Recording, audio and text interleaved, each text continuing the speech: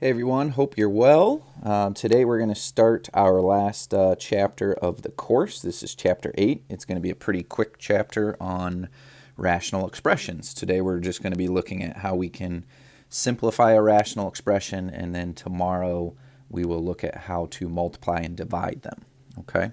So first of all, what is a rational expression? A rational expression is nothing more than a ratio or a fraction of two variable expressions. Okay, so if you notice the three fractions that are on your screen here, each one of those fractions is considered a rational expression. Remember, we just came off of a unit involving rational exponents. Rational exponents were exponents that are fractions. So it makes sense a rational expression is going to be a variable expression that is a fraction. Okay, so again, today we're just going to focus on simplifying some rational expressions. Okay, in order to simplify, all you need to do is divide out all the common factors between the numerator and the denominator. Okay, all common factors. And I think it's important to understand that factors imply multiplication. Okay, so what I mean by that is if you are going to divide out a common factor, whatever you're trying to divide out, that means it has to multiply everything else that's on its side of the fraction. Okay, so hopefully that makes more sense as we do these three examples here. Okay. Now notice the directions for these. It says to simplify the following and to also state any undefined values. Okay, so let's start with the simplifying first, and we'll look at the one on the left-hand side here. 84x to the fourth divided by 24x.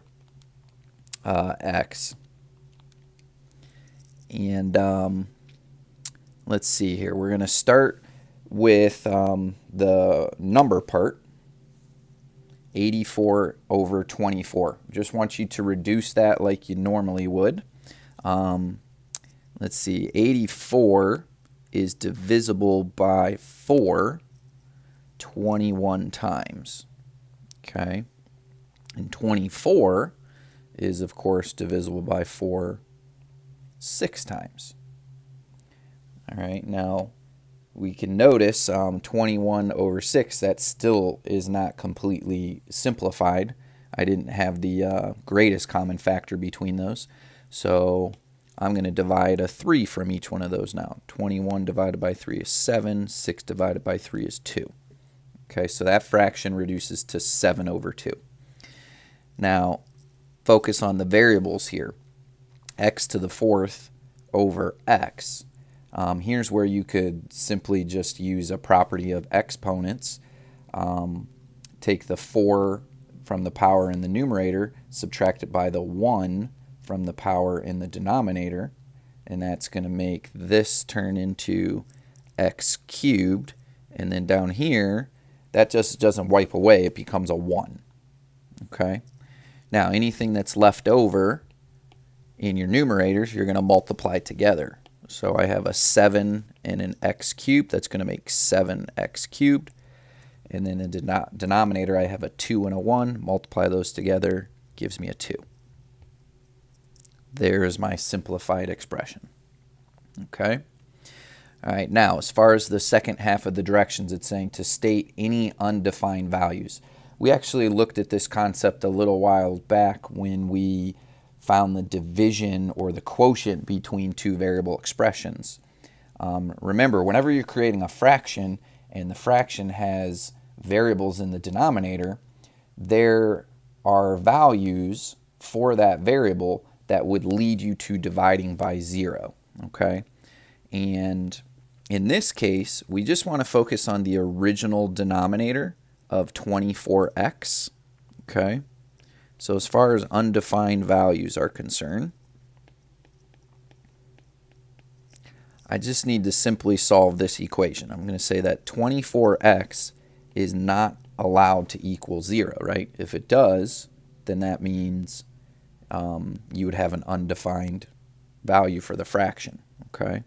So that one's really easy to solve. You can just divide by 24 on both sides, and x will stay not equal to 0. So there's your undefined value. Okay. All right, next problem. X squared plus 8x plus 12 divided by x squared minus x minus 42. So the first thing I want you to notice is how this rational expression is different from the one we just completed. The one we just completed, your numerator and your denominator, they were just monomials. So we had 84 times x to the fourth, 24 times x, okay?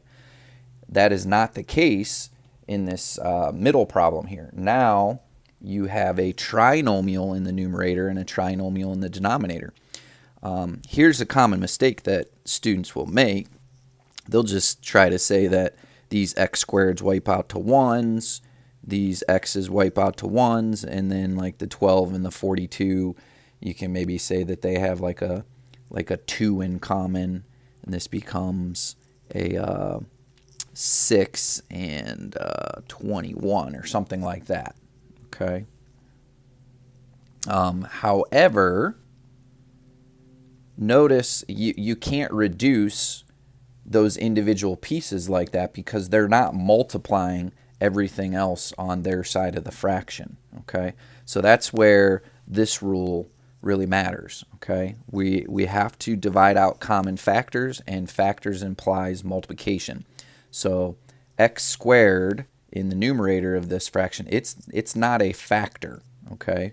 Why? Because the x squared it's not multiplying the 8x and the 12. It's being added with it, okay? So all of that is out the window. So instead what we need to do here is we need to factor the numerator and we need to factor the denominator. Okay, x squared plus 8x plus 12, that will factor to x plus 6 times x plus 2. So the x plus 6 is a factor, the x plus 2 is a factor. Okay, and then down below, x squared minus x minus 42, that's going to factor to x minus 7 times x plus 6. Okay. So each one of those binomials that is in parentheses is a factor.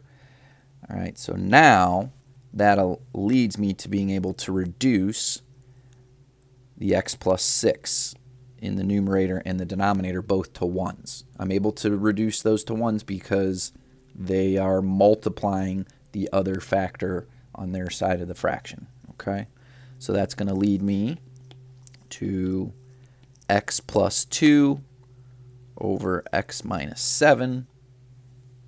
And again, a common mistake here, sometimes students get there and they try to like wipe out the x's, but you cannot do that, okay? This is your simplified answer. Notice I don't need the parentheses anymore around x plus 2 or x minus 7 because there's nothing left for those to multiply. Okay. Now as far as undefined values for this one,